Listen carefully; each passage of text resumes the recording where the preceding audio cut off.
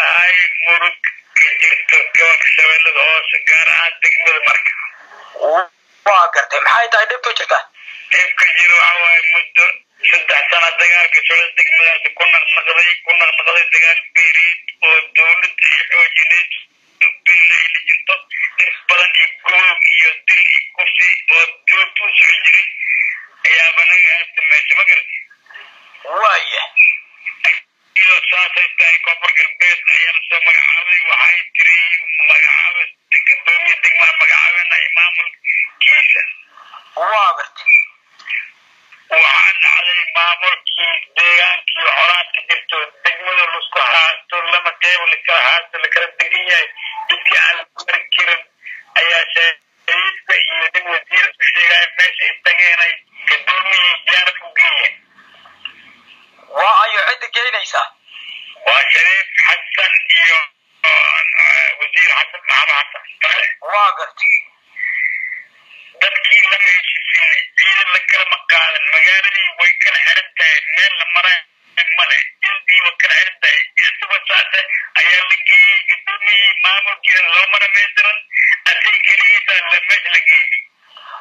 hadda dhibaatada taagan oo marka ka taagan maxaa ka mid ah marka dhibaatada sidii u taagan tahay dilkii baa kordhay jildii waa laisku mari waayey beerii waa la aadi waayey saasa maamulkina meesha u jooga awood oo maanta ku hanayna ma haayo dagaalkii lamida beelood way dagaalsan yihiin magaaladii way kala go-an tahay laba qeybooda lakala fadhiyaa gudoomiyaha wuxuu yidhi nabadoonada lamada beelood ayaa ansixiyeen in heshiis dib u heshiisana la sameeyey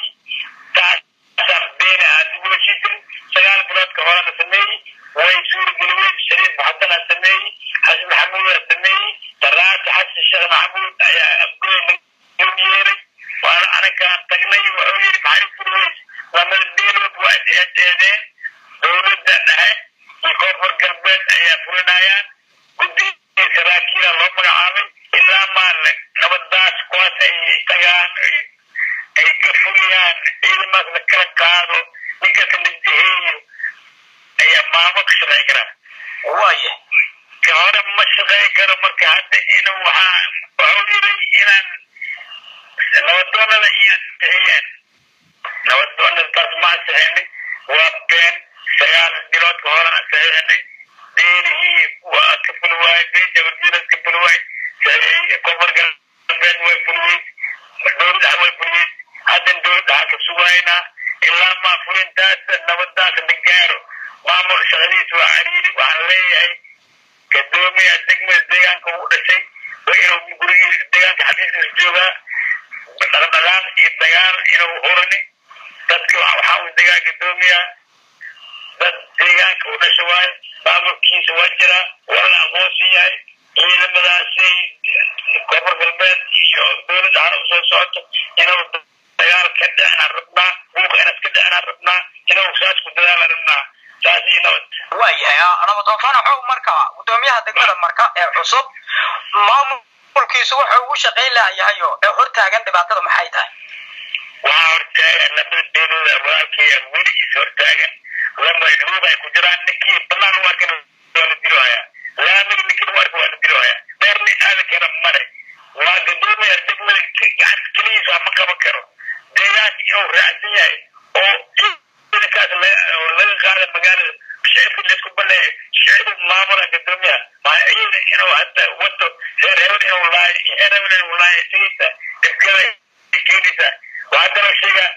dadka beeraleyda kanaalada waa xirteenay waaye